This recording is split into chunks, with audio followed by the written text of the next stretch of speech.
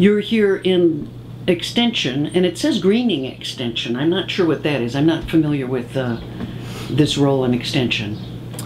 Well, I'm in the Department of Agricultural Economics and in the Greening Michigan Institute, which is Extension has been restructured into 4 institutes, and so that is one of the 4.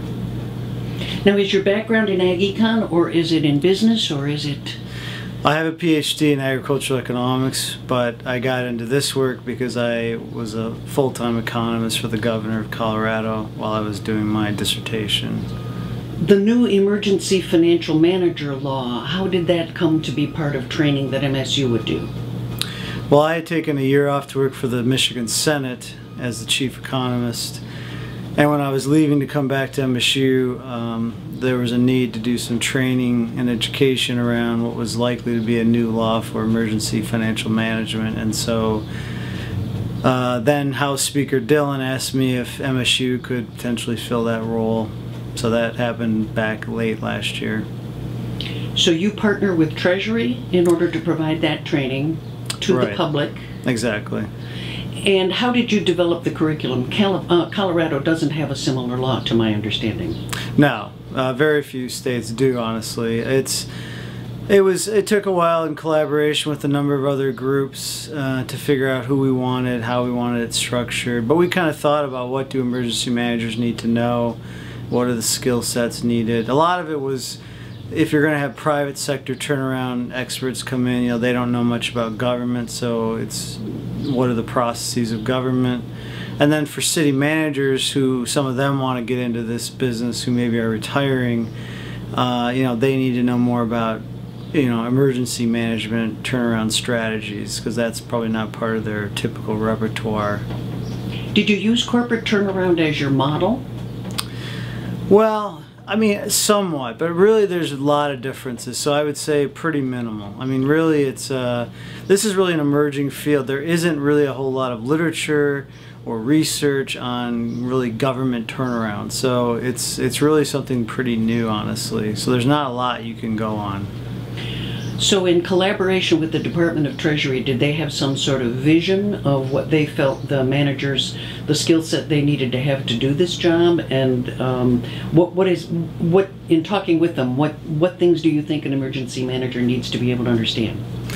No, they really just knew there needed to be training. They didn't have any real sense of what that would be. So, because the old law had been in place for 20 years, and there had never been any training or even much resource, provision given to those folks. So, I think there's several things. One is, immediately there's sort of a cash flow issue of, you have to be able to manage cash flow because you're probably running at a period where you may not be able to make payroll, for example. So how do you manage cash flow when you have many different funds and some of those funds are restricted? You can't easily use money from them for a different purpose. So understanding the laws of government accounting is critical. Understanding, if you're coming from the private sector, Open Meetings Act, Freedom of Information, how do those work? What can you discuss and not discuss in an open meeting, for example? What is the law? What is the new law? Obviously that's a big part of the training. How does the new law work? And then things like forensic auditing. How do you go in and figure out, are we ensuring the right number of people and the right number of dependents? Are we paying the right amount to, whether it's Blue Cross or whatever insurance company we're using? Are we managing our benefits properly? It's really different from what you typically learn in budgeting, government public budgeting. It's very much you have very limited time, you have to manage with very limited staff and resources, unlike a typical situation. So that's the kind of training we're providing. We provide training to, for example, we do a new county commissioner training every 2 years, our program.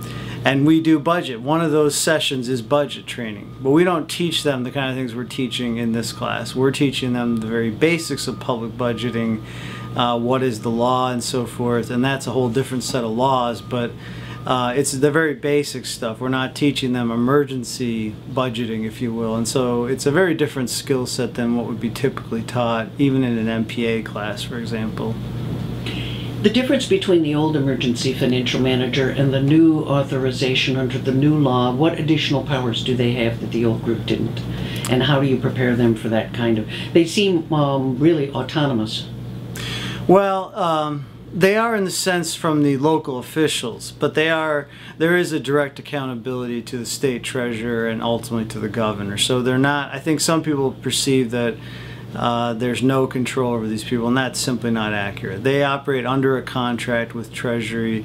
They have oversight. The treasurer can overturn things they do, so it is not without an accountability mechanism. But the differences are, a lot of it has been around the modification of contracts, and that's been a big issue. There's certainly some constitutional issues around that. People may not be familiar with the U.S. Constitution. Actually says that states cannot impair contracts. What that really means, I think, is there are cases the states can do that under limited circumstances. So the modification of contracts is a big one. That's different. They can put people they think are more qualified on pension boards. That's a little different than in the past. And they can take away powers from local city councils for some period of time if they feel that they are not providing assistance or are, getting in the way of dealing with the financial emergency. So there are some differences, in some key areas, I would say. Can they enforce consolidation? Can they force communities surrounding that? There have been plenty of places that have tried to annex each other over the years, and they've not been successful because of the emergency. Can they do a forced annexation? Do they have those kinds of powers?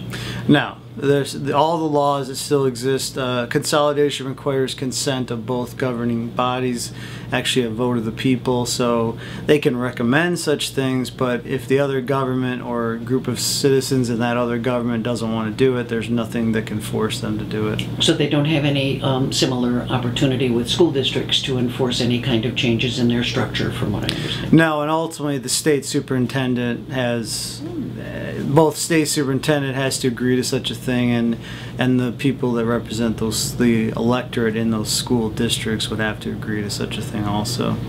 You've done 2 trainings so far here in Michigan, I believe, one in February and then one just recently in April. Correct. And how many people at each?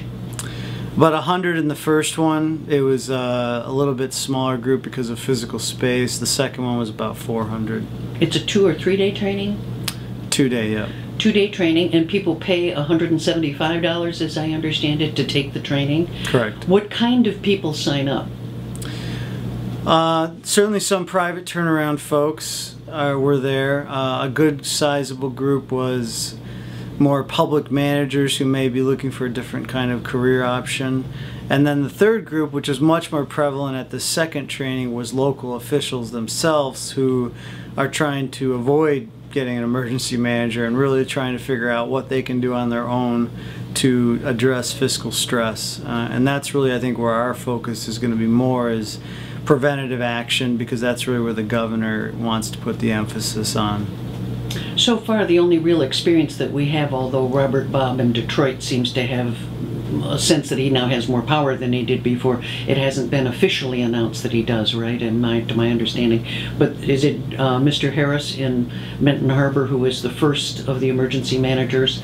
My understanding is he makes $11,000 a month. For many people, that would be a very good income. Are people looking at this as a career opportunity, a new growth opportunity for people to make as a good job? Well, I suppose it's a very difficult job, so I'm not sure. I don't think it really, I mean, it could be a career choice, but I think if you're younger, it'd be a difficult career choice because it's a temporary job. I mean, ultimately, these people are generally only there, at most 2 or 3 years. So it's certainly not something, and the governor, I think, has very clearly stated he does not want to appoint a lot of emergency managers. In fact, his preference is for local officials to fix the problems themselves, and so I don't expect a lot of emergency managers appointed. So I think anyone who thinks this is a career option probably needs to rethink that, because I don't think that's the reality. I think they do make a lot of money, but that's about what a city manager would probably make. So I don't think that's really out of whack with what the normal market would hold for someone who's in that position with that kind of training. They're going to be running a municipality, though, of a decent size, but with far fewer people than a city manager might, from my understanding. Is that right? Right. I mean, they're much, and keep in mind, it's probably going to be somewhat of some animosity between them and the staff. So you're facing a situation where you are sort of a super empowered city manager, if you will, but you don't necessarily have all the cooperation of the staff with you, and so and then you're facing a job that you know will end at some point. In fact, I'm sure in Treasury's mind, the sooner the better. So you're kind of trying to put yourself out of a job as quickly as possible. It's a very different kind of thing than a city manager who's looking for stability and so forth. One of the concerns, of course, is that their ability to break contracts, or at least as it's perceived now, I'm sure it'll be tested in the courts very quickly, but they're really sort of perceived by many people as sort of dictators who come in to break collective bargaining agreements and to renegotiate all those contracts that many other people feel they've spent years getting those benefits in place. That is going to create a lot of animosity. Do you deal with conflict resolution in your training? Do you warn them about how to deal with protests? Well, that's part of our advanced training that we haven't really even rolled out yet, will be things like conflict resolution. I think that's necessary. I think public relations is necessary, for example. I think people need to learn a lot of different skills that is quite different than your normal city management type job. But yeah, I think those are some critical things they're going to have to consider. We don't really touch on those in the training right now, but I think... Do you tell them what they can and cannot do according to state law now about breaking contracts? Is that an area you get into? Do you have speakers come in and explain what the limits are to their power? Absolutely, and we had a whole panel of union leaders at this last training. So we had all the major police, fire unions were there to provide their perspective, so we're trying to provide balance. We don't train people to go in and break contracts. In fact, our recommendation is very strongly to work with the unions in a cooperative spirit, find, shared sacrifice, make sure everyone is addressing the issues as best they can. We're not recommending anyone go in and immediately break contracts. I think that's a last option. I think it's one that should be used very cautiously at best. It's clearly going to be something judges are going to be examining in the courts, although there is some precedence for breaking contracts in U.S. Supreme Court cases in the past, so it's not something that is totally unknown. But I still think it's a last option, and we are not training people that that's the first thing. In fact, we're very much training them to look at how to work with everyone and move forward in a more cooperative way.